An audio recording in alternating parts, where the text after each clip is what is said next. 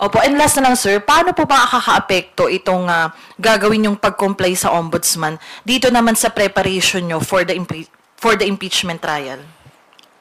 Well, kung mapapanood sana ng ombudsman yung impeachment, baka at least dito sa impeachment, medyo marami pa silang ma-didiscover na ebidensya. Mas maganda for us, di ba? Ayun ang sinasabi natin. Oh, nahuli sa saliri niyang bunganga. Wala silang ebidensya laban kay VP Sara. Hinihintay pa nila impeachment court na ilabas yung mga dapat mailabas dyan. Yun ang gagamitin nilang mga ebidensya sa ombudsman. Nako, kaaga-aga naman ang press ko na yan itong si Joel Chua. Pero bago tayo dumako dyan, pakinggan muna natin ang tugod nitong si Ombudsman Samuel Martires dito kay Princess Abante. Ang problema ko kasi dito, nagsumiti kayo ng report. So anong gusto nyo gawing aksyon ng Ombudsman sa mga report na sinumiti nyo galing doon sa mga hearing ni Tamba dyan sa House of Representatives?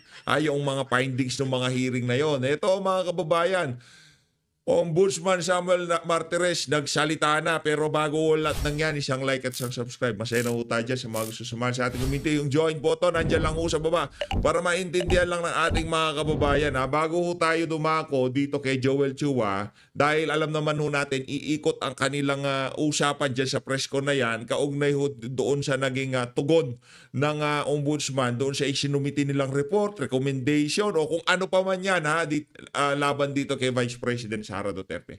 Pakinggan muna natin itong mga kababayan. Okay? Kinuwestiyon ni Ombudsman Samuel Martires kung bakit sila binigyan ng Kamara ng kopya ng committee report kung hindi pala ang mga ito ang magiging complainant sa reklamo laban kay Vice President Sara Duterte. Kaugnayan sa investigasyon ng Kamara sa paggamit ng confidential funds ng OVP at DepEd. Labo no? Ayon kay Martires, itinuturing ang labo noon, magsusumiti kayo ng report, recommendation, o sino magrereklamo sa kanya.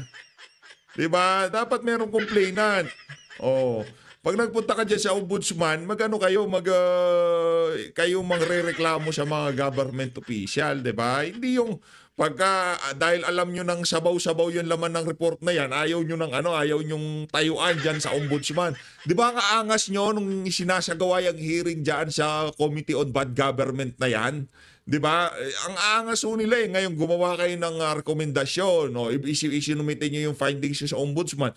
Ngayon tatanungin kayo ng ombudsman, kayo complainant dito? Sasabihin nyo, hindi kami complain. Rekomendasyon lang ho yan. Pambira. Tapos ngayon ang optics pinapalabas nila na pro Duterte itong si Ombudsman Martires. Anak ng tokwa. Dahil alam niyang si Ombudsman kung paano gamitin ang confidential fund yun. Ano yung sinumitan yung dokumento sa kanya? Yung findings niyo kung paano ginamit ni VP Sara. Baka isampal niya sa pagmumukha niyo yan. Kasi yan, gumagamit ho dati, alam niya, sa ombudsman, meron silang ganyan. Alam ho nila kung paano gamitin yan. Di ba? At yung mga isinumitin yung report dyan sa ombudsman, alam niya na sabaw-sabaw yan, sigurado. nilang complaint. Ang committee report, tulad ng iba pang ibinigay dati ng Senado at Kamara, posibleng nalito at naguluhan lang daw si House spokesperson Princess Abante na nagsabing hindi sila nag-file sa ombudsman ng criminal at administrative complaint laban sa vice-presidente. Ay kay Martires, mismo ang Secretary General ng Kamara ang nag-endorse sa ombudsman ng committee report mula sa Committee on Good Government and Public Accountability. Good government and public accountability. Nasobrahan lang ito si Reginald Velasco, nasobrahan lang ho sa media. Nasobrahan lang sa kaipalan.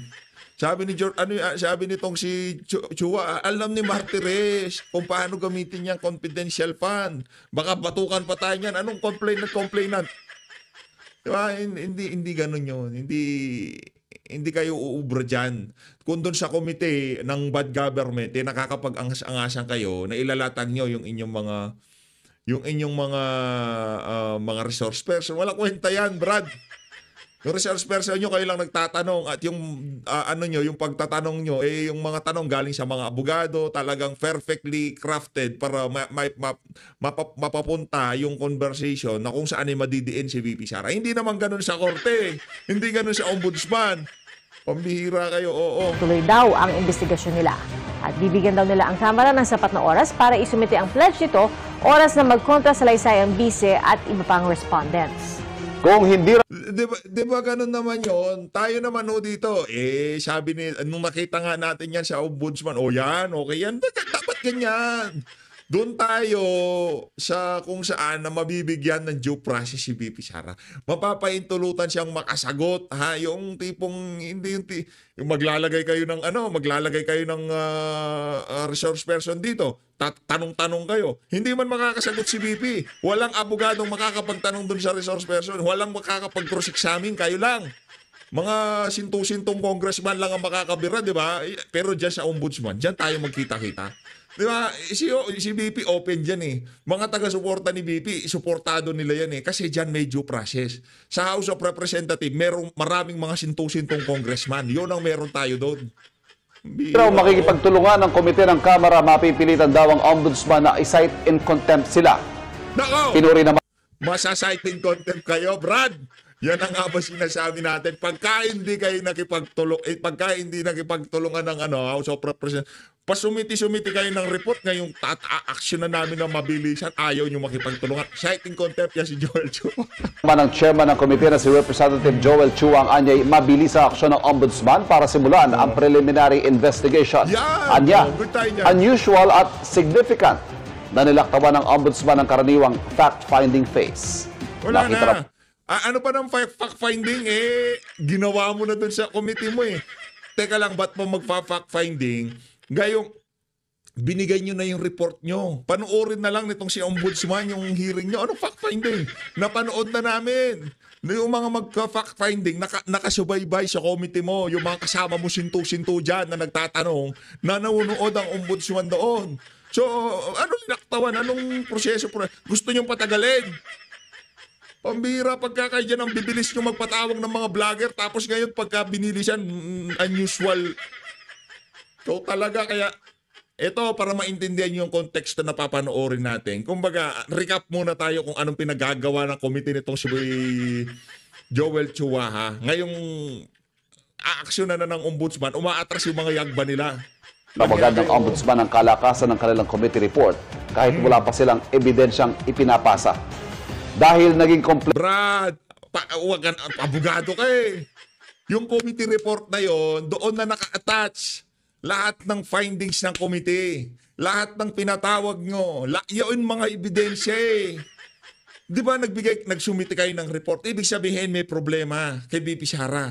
Ngayon, alangan na magsumite kayo ng report na ganun-ganun na lamang. Walang naka-attach na testimonya, statement o kung ano pa mang affidavit yan ng mga nagpunta dyan sa inyo.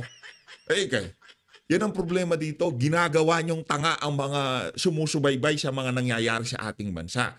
Di ba? Yan ang problema dito sa mga aso ni Tambaluslos. Hindi yung kami gawin tanga dito. Hindi naman pwede yun. complaint na ito, handa raw silang gampanan ang papel nila bilang complainant. Pero anya, walang formal complaint na ginawa ang House Committee.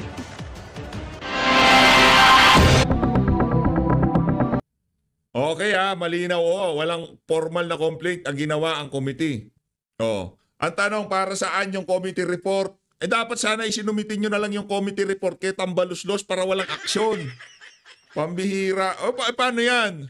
Di ba, nag-aangas-angasan yung mga abogado nyo dyan sa bagay kung sakali na mga ma-impeach si BP, sasampahan namin siya ng patong-patong na kaso. Anong gagawing ebidensya? Yung mga findings dyan sa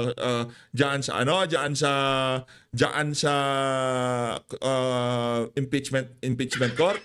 Ginamit na yan. Doon kay Corona, acquitted pa rin siya. Pambihira kayo. Wala yan. Kaya ngayon pa lang, panalo na si VP Sara. Manwala ho kayo sa akin. Para doon sa mga nagsasabi, pasadaan mo. Marami pa nagko-comment doon sa uling video natin eh. Kailangan namin maliwanagan dito sa issue na to. Kaya dapat mapag-usapan. Punta kayo doon sa page, YouTube channel ni Banat Bay. Doon, in-depth. Kasi yun, maraming connection yun eh. Alam ho niya ang tunay na kaganapan sa pamilya. Yan si Sir Banat Bay, parang anak na yan ni Tatay Digong. Alam niya yung mga insider, tayo din natin alam, kaya hindi tayo nakikialam. Yun ang importante dito. Kung hindi nyo alam, huwag yung pakialaman. Kung hindi ganun kalalim ang especially yan usapang girlfriend, ika nga. Hindi tayo pwede dyan. Wala tayong girlfriend. Yung mga may girlfriend, pwede dyan. Ako, sawadong tao na ako Di ba? Pamilyado na Hindi pwede yung may girlfriend. Hindi, wala tayo niyan Yung mga may girlfriend, sige, magpagalingan kayo, magpasiklabang kayo dyan. Pero wala ko tayong personal knowledge sa kung ano pa mang ugnayan nung sinasabi si ganito, sinasabi si ganyan. Hindi ko alam. Kaya nga nanonood lang ako Pero ngayong Lunes, marami hong paksa na dapat malaman ng ating mga kababayan kung paano ang mga kabalbalan ng administrasyon. Yun ang ating pag-usapan dito. Okay? Ano na yan? Nabulatlat na sa sambayanan ang kung ano man yung mga dapat mabulatlat na yan. Alam nyo na. So, wala namang problema magka-girlfriend si Tatay Digong. Kahit girlfriend niya lahat na, kahit kiss niya lahat, walang problema. Walang asawa yan. Paglaya niya, pumila kayo, mag-apply kayo for di ba? Walang problema yan. Hindi. Para sa atin, hindi issue yan. Yung issue lang na nakikita natin, personal yun Pina-follow natin si Tatay Digong dahil sa politika. Dahil sa kanyang pamumuno. Ngayon, paminsan-minsan siguro makakalad ka dyan mga ganyang klaseng issue. Pero hindi na para tayong mga taga-suporta niya ang maging dahilan sa ikakapahiya o ikakabulatlat sa publiko yung mga ganyang klaseng usapan. Kung totoong mahal niyo si Tatay Digong, kung totoong mahal niyo si Tatay Digong, lumabas na yan. Nagsalita na sila Banat Bay, sila Maharlika, sila Joey, sila lahat nagsalita na. Alam na natin na maraming girlfriend si Tatay Digong. Okay na tayo doon. Dahil kawawa yung mga anak, kaya ano ba yan? Ano ho yan hindi nyo kasi alam kung alam nyo lang. hindi maganda. Hindi maganda. Ako na ako nagsasabi sa inyo. Hindi, yung mga girlfriend na yan, sinasabi ko sa inyo. Kaya di tayo nagga-girlfriend Hindi maganda. Mayayari kayo dyan.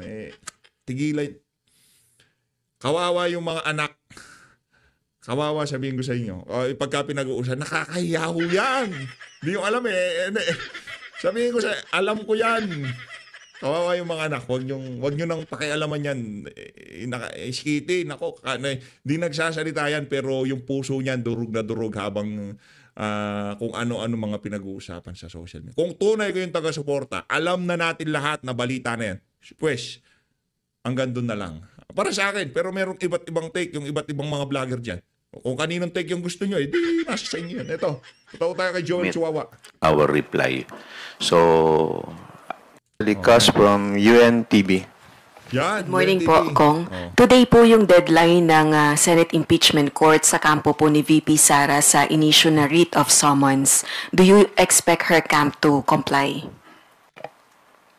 Yun naman po yung normal process dahil binibigyan sila ng non-extendable period of 10 days to file their answer at kami naman ay bibigyan ng non-extendable period of 5 days to submit our reply. So, I think magko-comply naman sila. Ano pong significance ng compliance ni VP Sara dun po sa writ of summons? Well, malaking bagay po to dahil sa normal po na proseso, pag nagkakanda ka ng pre-trial, nakapaloob dito sa mga answers, yung kanilang mga ebidensya, yung mga depensa, at pag nagkanda ka ng pre-trial, doon minamarkahan yung mga exhibit ninyo, mga annexes ninyo. Kaya kung hindi siya makakapag-submit, wini-waive niya yung kanyang karapatan para makapag-submit ng maayos na reply. But in this case, since this is a sui generis at marami tayong mga nakikitang mga kakaiba, no, na kung minsan ay wala sa rules, siguro tignan po natin kung ano yung mga magiging hakbang na susunod. Pero po, meron po bang magiging epekto sa House Prosecution Panel ang non-compliance ni VP Sara sa writ of summons? Well, pag-aaralan namin kung ano yung kanilang magiging susunod na hakbang kung sakasakaling hindi sila magsasubmit. Pero kami sa prosecution, tuloy-tuloy lamang kami at kung ano man yung magiging aming susunod na hakbang, sisiguraduhin namin na hindi ito makakaapekto sa aming pagpepresenta ng mga ebidensya. Regarding naman po sa directive po ng Ombudsman na mag-file po ng counter affidavit si VP Sara at ang respondents dun po sa allegations ng misuse ng confidential funds, kayo po yung complainant as the chairperson ng House Committee on Good Government and Public Accountability and isa po sa miyembro ng House Prosecution Panel. Meron po bang issue kung kayo ang main complainant dun po sa mga allegations ng irregularities na reklamo sa Ombudsman? Wala naman ako nakikita pong problema. Siguro ginawa lamang po ng Ombudsman ay Nako. inaksyonan nila yung committee report na sinumite po namin sa plenaryo at ito ay inadapt ng plenaryo. Ito ay welcome development sa amin dahil kung maalala po ninyo nung November, sinasabi po ng ating ombudsman na wala siyang nakikitang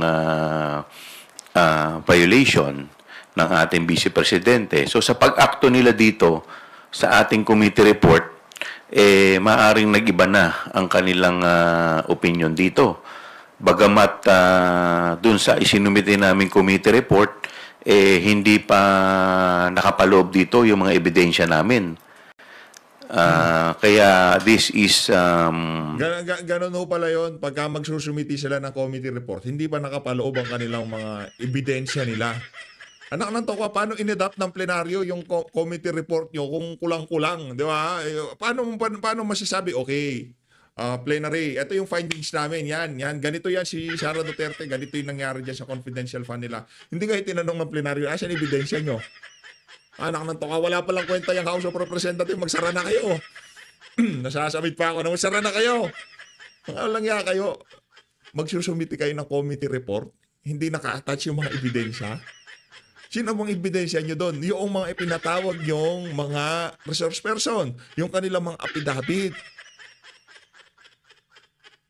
Ano bang hinihintay nyo? Yung pagbubukas ng mga bangko ni VP Sara sa impeachment po, court, para yun ang mga bitbitin nyo sa ombudsman. Okay. Fair enough. Okay. Naintindihan namin. Dapat sana wag muna kayo nagsumiti sa ombudsman. Dapat hinintayin nyo na buksan yung mga bangko ni VP Sara sa impeachment trial para yan yung mga bitbitin nyo sa papunta ombudsman. Minamadali naman yun naman kasi proseso eh. Tinuturuan ko na kayo Giorgio, abogado ka pa Ako di ako abogado. Langya ka. Ayusin mo trabaho mo. masasabi namin na parang mabilis din yung naging pangyayari. Kasi kung maalala po ninyo, noong June 10, nung inadapt ng Congress ang committee report at na-submit namin, natanggap ito nung ombudsman nung June 16. At nung June 19 or 3 days thereafter, pinasasagot na agad ang ating vice presidente. So medyo nagulat lang kami, but maaasahan po ninyo na kami naman ay magko-comply dito. Kung sakasakali naman pong mag-submit ng kanyang counter affidavit ang respondent, kami naman ay humihingi ng ilang palugit para makapag-submit naman ng aming reply. So we will cooperate. Last on my part na lang po.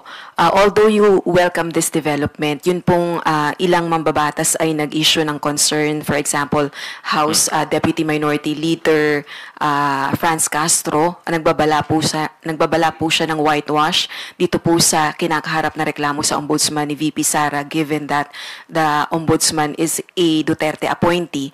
And also ML Party List Representative-elect Leila De Lima warned of sinabi niya po na out of character ni Ombudsman. Ang hirap yung tipong si Ombudsman Martires, abogado yan. Hindi niya sisirain yung kasaysayan niya, yung galing niya, yung kredibilidad niya dito sa isa na to. Kung may diferensya si VP Sara, subukan yung ibigay sa kanya yung mga talagang parsipikado na government official. Babanatan talaga niya. Pero dahil alam nyo na walang problema si VP Sara, ngayon palang pinangungunahan nyo na kung ano magiging verdict ng ombudsman. Walang yan. Man Martires, yung pag-action agad dito po sa reklamo. Do you share the same concern? Well, masasabi po natin na na-surprise din kami. Dahil sa ganitong sitwasyon, maalala ko nga po kasi ito pong ating Vice President ay impeachable officers. So nakalagay po doon sa kanilang, ang pagkakaalam ko po, doon po sa kanilang mandato ay dapat antayin muna yung maging resulta ng impeachment bago ma-file yung mga kaakibat na kung sakaling mai-impeach yung alam naman pala nila yun eh. May nagmadali si ano pangalan ito? Si Reginald Velasco. Magaling naman sa last minute yan, dapat noong ilalabas na yung verdict dito kay VP. Doon niya ipinasa sa ombudsman yan tuloy. Vice Presidente, saka pa lamang.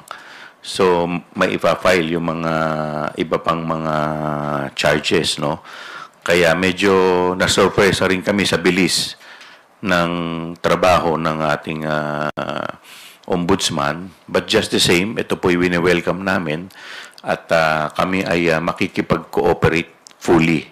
So ayaw naman po namin mag-insinuate kung ano ang nasa isip ng ating ombudsman. Baka kung makita po nila ang aming mga ebidensya, magbago ang kanilang isip.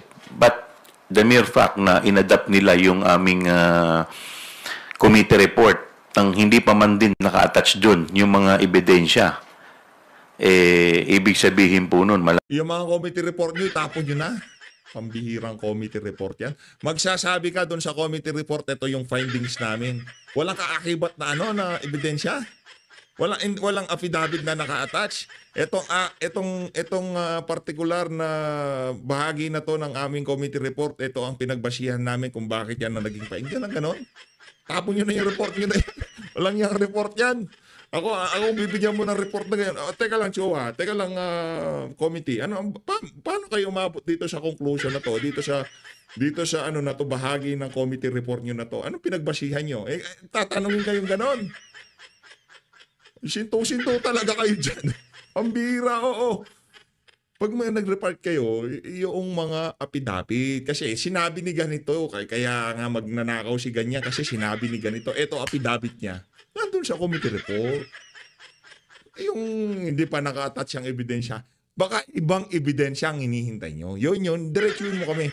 Hinihintay namin ebidensya yung pagbubukas ng mga bank account ni VP Sara dyan sa impeachment court. Yun yung ebidensya ang hinihintay na. Kasi wala ho silang hawak na ebidensya labang kay VP Sara. Alamang nakikita po nila, meron na pong probable cause. Sa citing Thank you, Rose. Bahala kayo. Sai Chua from Congress TV is now Opisan mo recognized.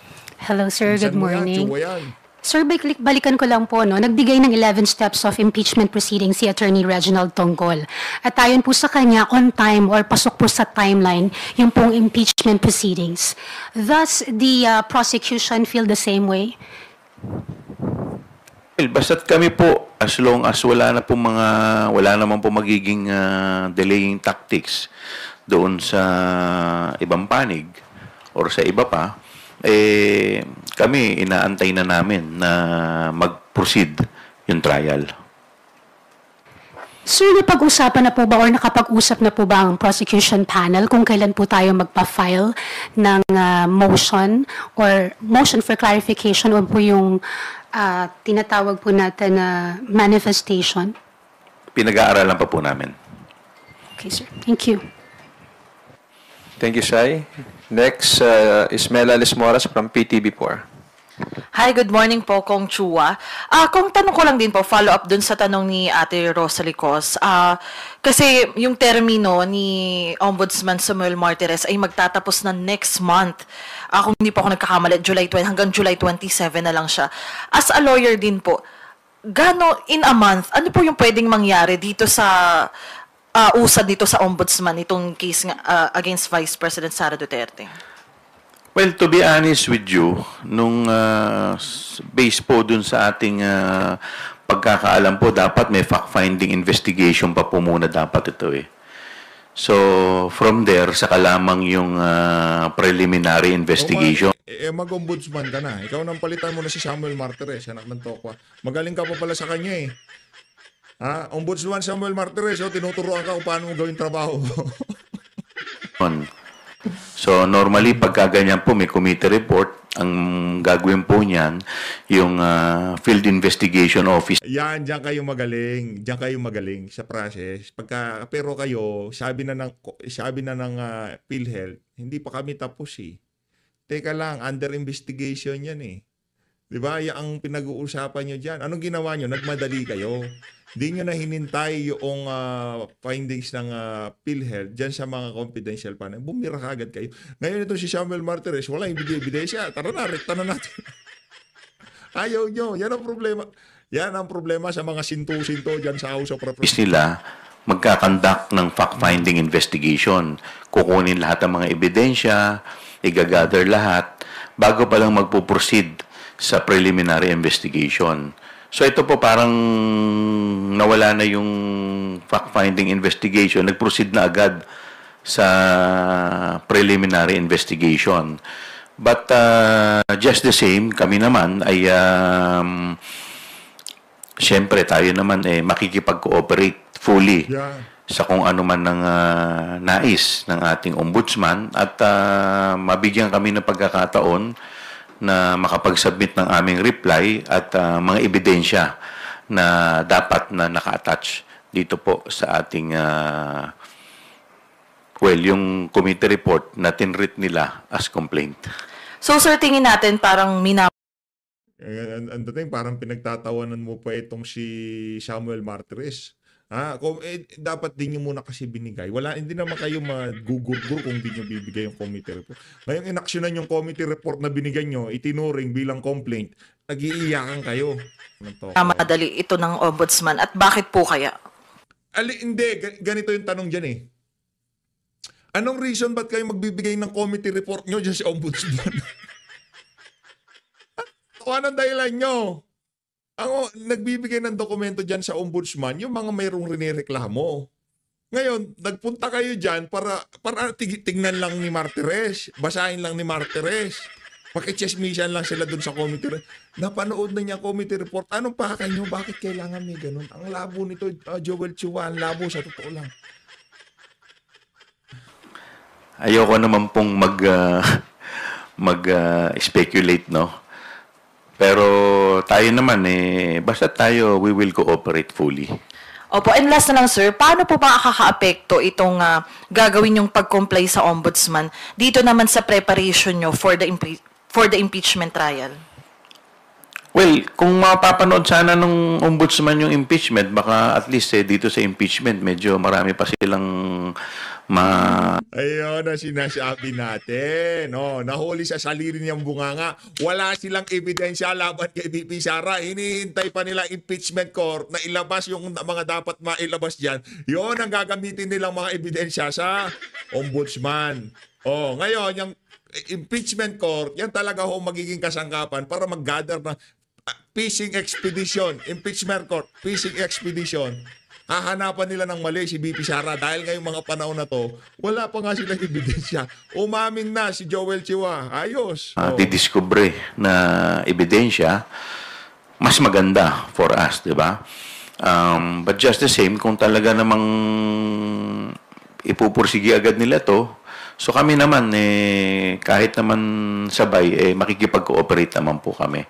We will make sure na pareho yan, ay aatinan po namin. Opo, last na po, sorry sir. Para lang mas maintindihan ng ating mga kababayan, kapag sabay umusad yung impeachment trial at dun nga sa proseso sa ombudsman, ano po yung maaaring maging parusa sir sa pag na-convict si VP Sara, kung sakali lang sa impeachment trial at kung ma-convict din siya dito nga sa proseso naman ng ombudsman. Just for context lang po sa ating mga kababayan kasi baka sabihin nila bakit may dalawang proseso pang nagaganap para lang maintindihan yung pagkakaiba nung magiging Tatanga-tanga ka pala hindi mo alam na dalawang proseso nagaganap kasi galit ang administrasyon kay VP Sara. Umuwi ka na sa estasyon mo, anak ng toko, pandala kayo ng bagong reporter dyan. Bakit daw dalawa ang merong impeachment court, merong sa ombudsman? Kasi galit sila kay VP Sara. Ang mga kababayan natin, huwag mong gawing tangang kagaya mo, okay? Alam ng mga kababayan natin kung bakit dalawa yung ang daming problema ng mga Duterte ngayon.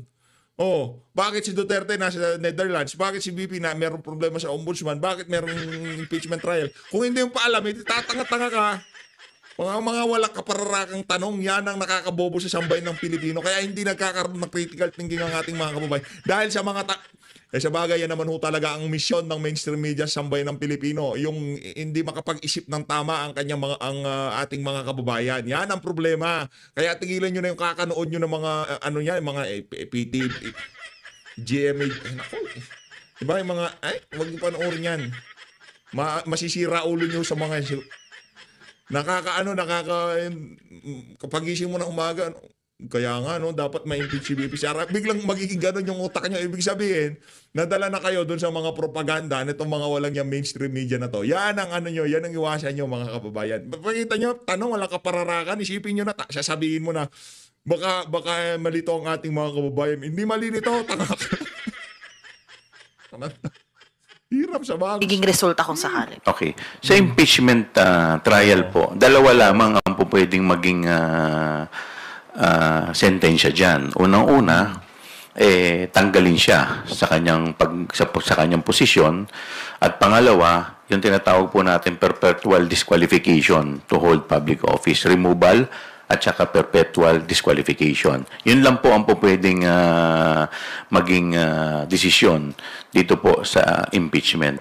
Dito naman po sa ombudsman, hindi naman po siya dyan makukonvict kung hindi filing. Ifa-file po sa Sandigan Bayan.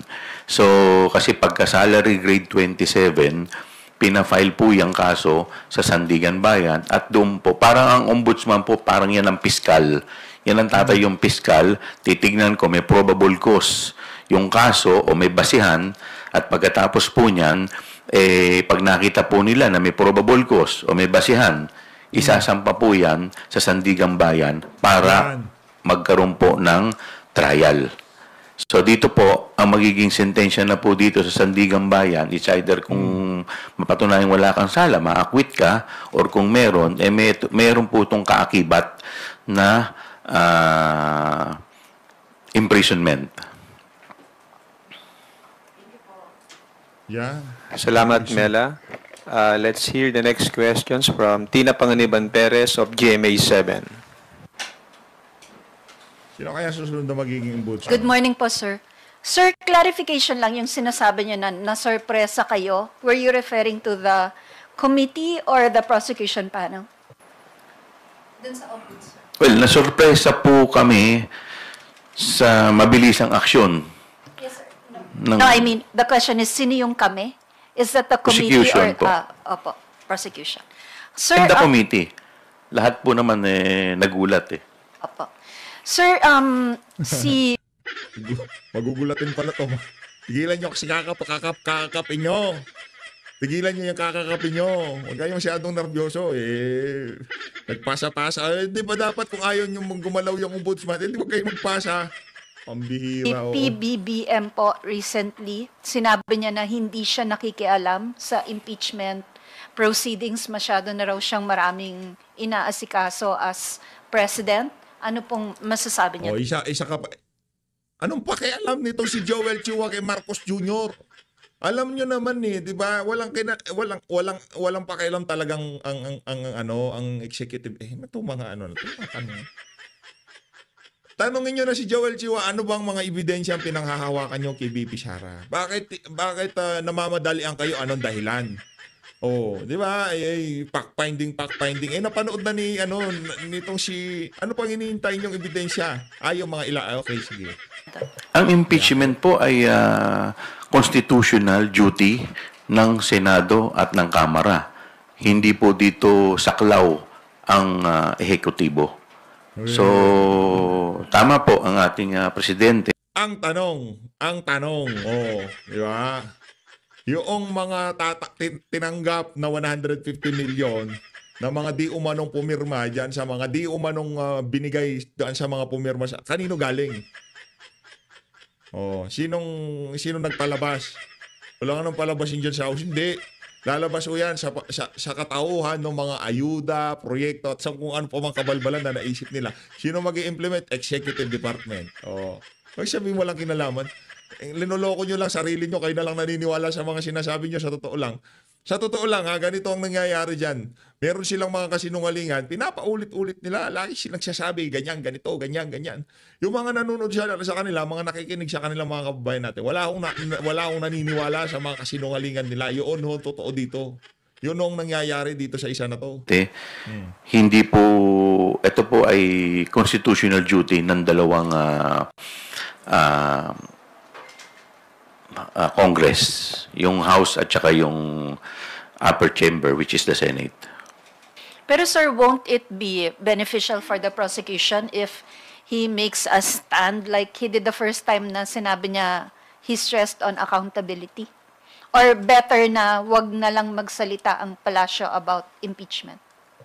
Siguro sa akin pong pananaw na mas maganda na hayaan na lamang po natin yung palasyo na gampanan nila ang kanilang tungkulin bilang punong ehekutibo dahil marami rin pong dapat natutukan ang ating Pangulo. Yung pagbabangag niya, sabihin mo, marami siyang dapat pagkabisihan. Diba? O ano yan yung tama niya sa pagiging bangag niya sa kapangyarihan, diba? Importante yun ang binabantay ni Marcos Jr. Sir, may nabanggit din po si Senator-elect Erwin Tulfo last week na palak daw ng House na i-refile yung impeachment complaint sa 20th Congress. Is that being considered? Napag-usapan po ba ng PROSEC? And is that even possible? Wala pong ganun. Wala po kami na pag-uusapang ganun. Because kung ganun po ang mangyayari, magkakaroon po ng bar. Meron po tayong tinatawag na 1-year bar. O bawal po within 1 year, dapat isang impeachment complaint lang ang ifa-file.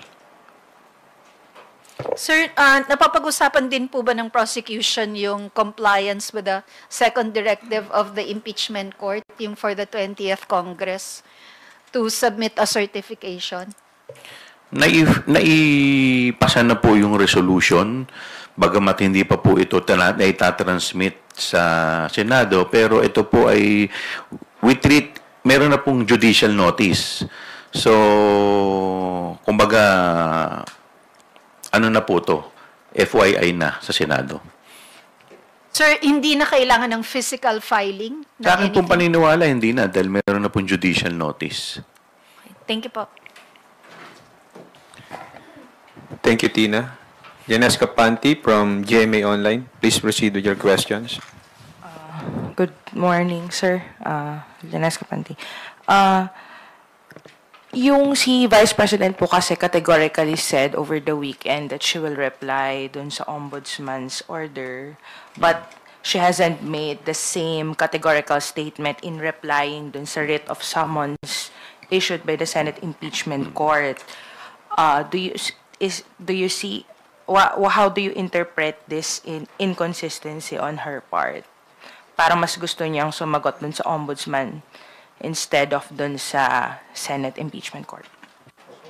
Well, mahirap naman pong mag-speculate sa kung ano ang gusto ng ating Vice Presidente. Anyway, siya po ay nirepresenta na ng pool of lawyers na mahuhusay. So, tignan po natin kung ano ang kanilang magiging strategy. Yes, sir. Follow-up lang po.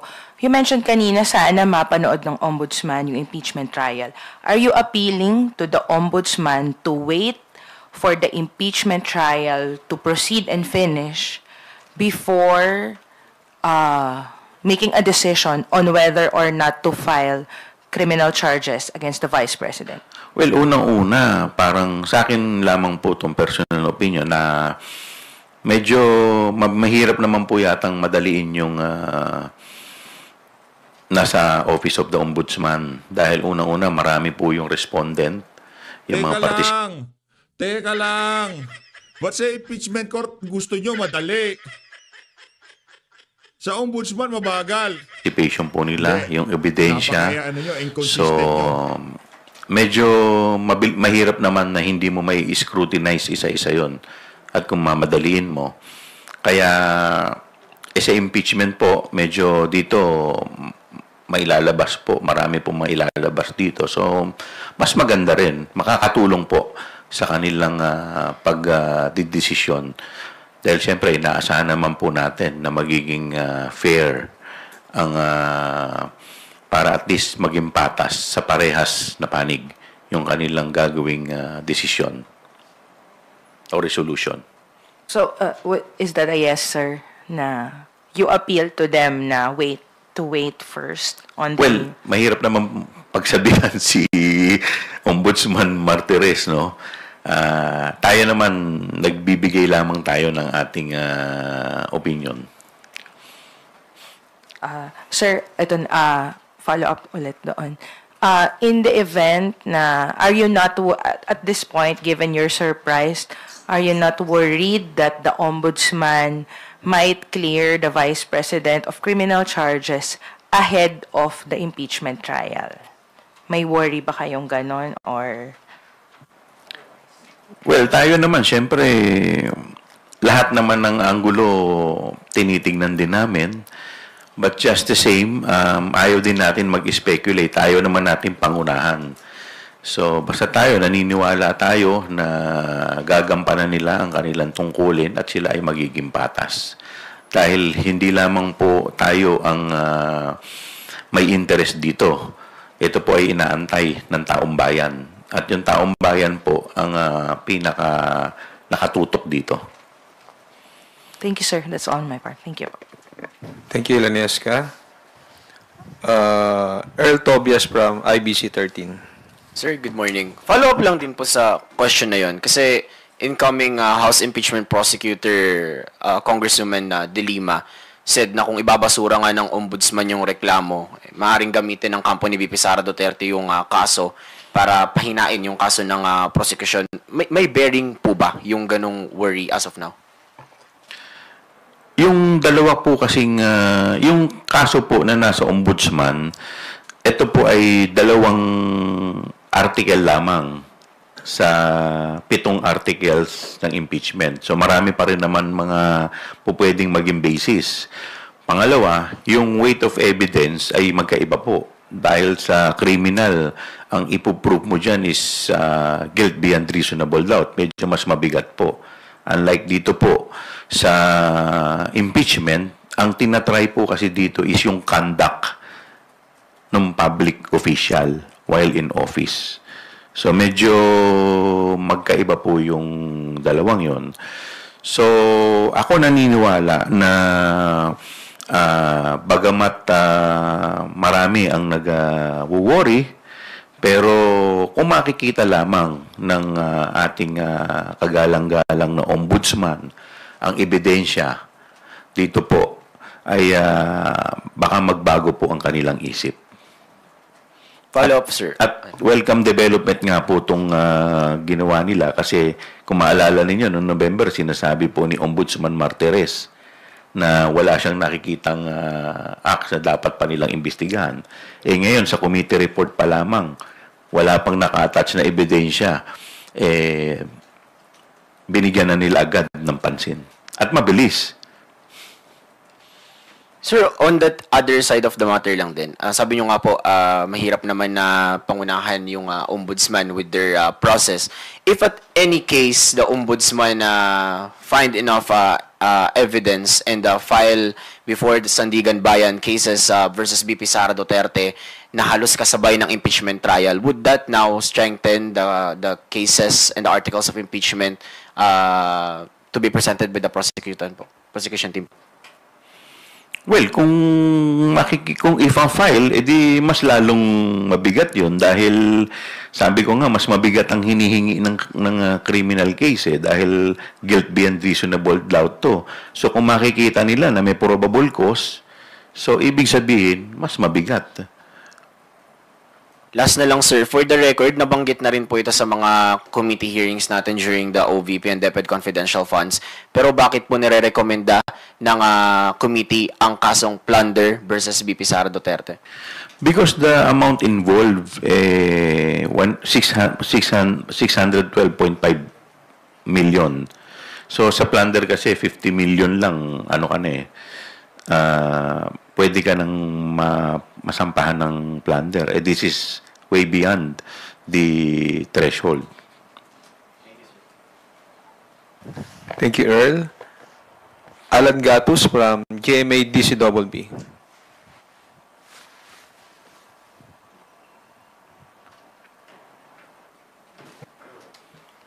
Hello, Congressman. Sabi niyo nga ayaw niyong pangunahan kung ano man yung magiging desisyon ng ombudsman. Pero kung sakali ba na mabasura itong kaso na sinisimulan na ngayon ng ombudsman na talakayin dahil nga pinag-comply na itong kampo ni BP at sakali na mabasura, wag naman sana yung kaso, may ibang paraan pa ba na pwedeng gawin ang kampo ng prosecution at the same time, hindi kaya ito papasok sa double jeopardy dahil nakapagsampa na ng reklamo? Well, para pumasok sa double jeopardy, dapat na ka na muna, na-arraign ka na . So, hindi naman to papasok sa double jeopardy. But, of course, it will create an impression to the public, di ba? So, yung impression sa public ang medyo hindi natin alam kung ano yung magiging epekto nito. But tayo naniniwala na sana gampanan ng ombudsman ang kanilang tungkulin. Sana gampanan. Ngayon ginagampanan, umiiyak kayo. Mga sintu-sintu talaga itong mga to. As always, maraming salamat sa pag-support sa Page Update. Mag-ingat po kayo lahat. Mahalin natin Pilipinas.